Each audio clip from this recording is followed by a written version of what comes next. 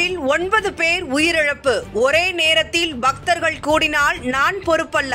யார் பொறுப்பு? அரசா? கோவில் நிர்வாகமா?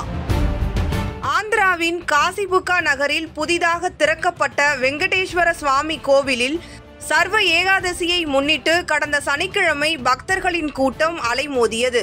இந்த கோவில் படிக்கட்டில் இருந்த இரும்பு கைப்பிடி பெயர்ந்து விழ பக்தர்கள் ஒருவர் மீது ஒருவர் விழுந்தனர். அப்போது நெரிசலில் சிக்கி 12 வயது சிறுவன், 8 பெண்கள் என மொத்தம் 9 பேர் உயிரிழந்தனர். 20க்கும் மேற்பட்டோர் காயமடைந்தனர். இந்த கோவில் அறநிலையத்துறையின் கட்டுப்பாட்டில் இல்லாத தனியார் கோவிலாகும். கோவிலின் நிறுவனர் முகுந்த பாண்டா தனது சொந்த நிலத்தில்தான் இதை கட்டியுள்ளார்.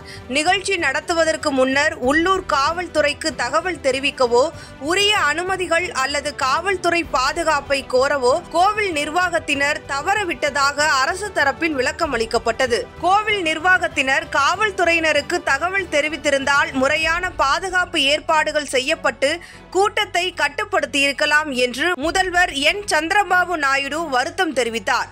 இந்நிலையில் செய்தியாளர்களிடம் ஞாயிற்றுக்கிழமை பேசிய நிறுவனர் பாண்டா தனது பொறுப்பை தட்டி கழிக்கும் வகையில் பேசியுள்ளது அதிர்ச்சியை ஏற்படுத்தியுள்ளது. அவர் கூறுகையில், ஒரே நேரத்தில் பக்தர்கள் அதிக அளவு கூடியதற்கு நான் என்ன செய்ய முடியும்? நான் பொதுவாக வரிசையில் அனுப்புவேன். ஆனால் சனிக்கிழமை அதிகமானோர் திரண்டனர். என்ன நடந்தது என்பது குறித்து எனக்கு தெரியவில்லை. சாமி தரிசனத்துக்கு வந்த பக்தர்கள் முண்டியடித்து அசம்பாவிதம் நடந்தால் நான் என்ன செய்ய முடியும்? காவல்துறை வந்து கூட்டத்தை கட்டுப்படுத்தும் வரை நான் மதிய உணவு உண்ணாமல் பிற்பகல் 3 மணி வரை அங்கேயே இருந்தேன் என்றார்.